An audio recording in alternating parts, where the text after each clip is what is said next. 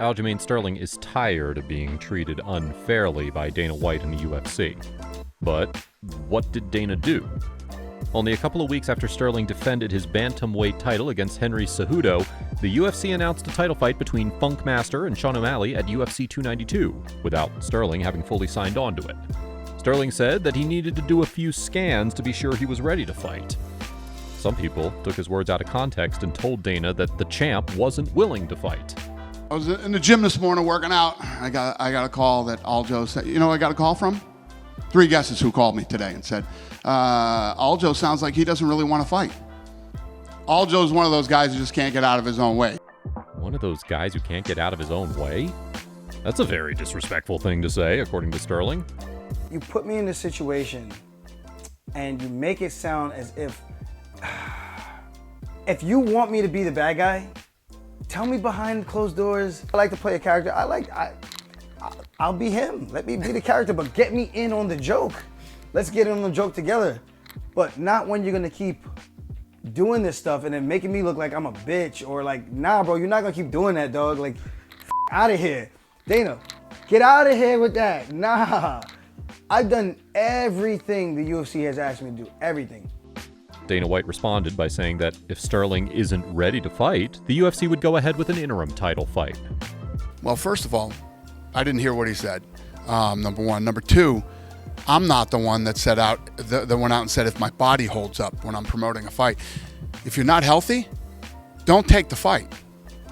We'll have somebody else fight. We'll do somebody else for the interim title. Sounds like a threat, doesn't it?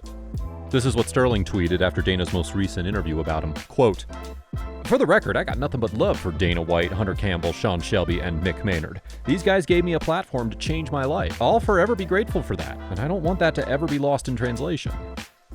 Who's right and who's wrong? Let us know your thoughts in the comments. But before that, make sure to give that subscribe button of ours a haymaker. 280 million, 300 million, I don't know what the number is, from the Middle East. And I've done a lot of business in the Middle East. Those guys are sharp, and they know what to do. I don't know who in the hell would give them $280 million because I'm hearing they're buying Bellator, right? So you're an organization that's burning cash, have no ratings and selling no tickets, and you're gonna raise $280 million to buy a company that's burning cash, sells no tickets, and does no ratings. It sounds fucking absolutely genius to me. After Dana White made these comments about the PFL, the promotion's founder, Don Davis, sent him a very subtle warning, reminding him that global streaming service Blockbuster made similar comments about Netflix, and look what happened. Will Dana regret his words 10 years from now? Only time will tell. For now, PFL founder Don Davis thinks Ngannou is the perfect signing for the promotion, and he'll take the PFL to greater heights. This is a huge win for PFL. Opens our pay-per-view division. We got Francis and Jake as headliners in 2024. Probably the 2 most exciting fights you could ever have, other than Conor, who's still a sensation. It brings a huge audience draw to our media product. It is going to bring in other fighters you've seen who see the way to another great platform in the PFL.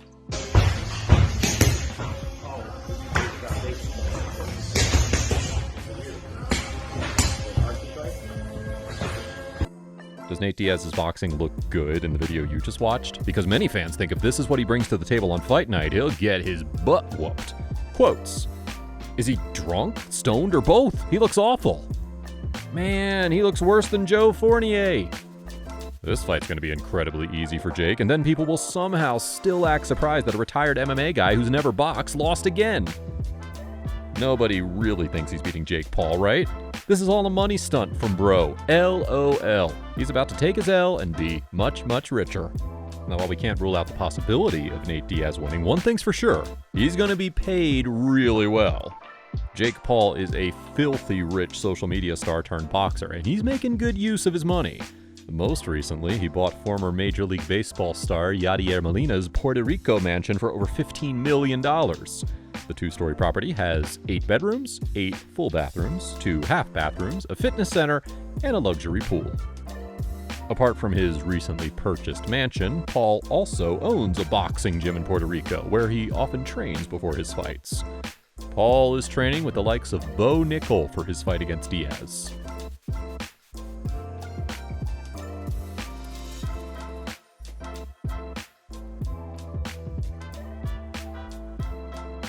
Who do you think will win the upcoming boxing match between Jake Paul and Nate Diaz in August? Former UFC 2 Division champion and PFL color commentator Randy Couture has given his thoughts on Francis Ngannou's move to the PFL. Quote, "It wasn't about the money. The money the UFC was throwing at him was pretty good on the grand scale of what's going on in our sport. It was about these other things, and the PFL was happy to step up and make it more worth Francis's while to give him a voice, to make him part of the Athletes Advisory Board, to make him the chairman of the PFL on the continent where he grew up. I think those were all huge factors for our sport. With Ngannou now part of the PFL, he won't get to fight big names like John Jones and Stipe Miocic anymore. However, lesser-known opponents often come with a few surprises, and that's what excites Couture. According to the UFC legend, Ngannou should fight Ante Delia. Who the f*** is that guy? Who the f*** is that? I tell you what, Ante Delia won last year's championship in stellar fashion, and he was very highly touted when we signed him. He struggled with the format early on, but I think he sorted it out. He figured out what he needed to do in his training and his preparation and his game planning to get through a whole regular season and make it to the playoffs and the championship. And that's a fight I'd love to see. He's a game fighter. He's a solid, well-rounded fighter. Him and Ante, Francis Ngannou and Ante Delia, that would be a great fight. I would watch that fight, and I would pay a pay-per-view to watch that fight. For those who don't know, Ante Delia is a Croatian mixed martial artist with 23 wins and 5 losses to his name. He's currently riding a 4-fight winning streak with back-to-back finishes, and he won the PFL heavyweight tournament in 2022. In other news, Ngannou's manager Markel Martin has revealed that his client was close to re-signing with the UFC, but there were some matters the two parties simply couldn't agree on.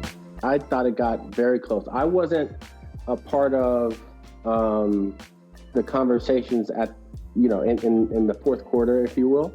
And you can probably guess why, but in my conversations post those dinners and all that stuff, like there was a real chance that he was going to sign, right? But it had to be. Go ahead. Sorry. No. Yeah. It just had to be under the right terms. People are saying, "Oh, it's all about money." Like, chill. If we would like keep it 100, as they say, right? It's like this dude got offered the biggest contract outside of Conor before the interim fight with Cyril and that.